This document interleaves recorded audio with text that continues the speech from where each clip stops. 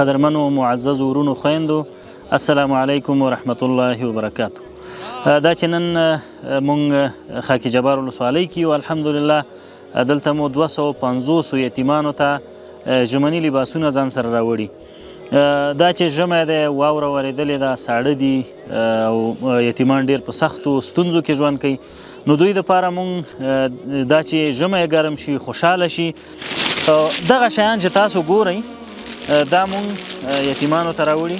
نو تاسو هر یو کولی شئ چې همدې د افغانستان د بېوزله یتیمان خپل کفالت لاندې راوړئ، ځکه ډېر کم مصرف ورباندې راځي. که تاسو صرف 1500 افغانۍ احساس خیریه بنسټ سره مرسته وکړئ د یو یتیم دپاره، نو انشاءالله مونږ کولی شو چې په دغو باندې 6 قلمه ژمني لباسونه واخلو.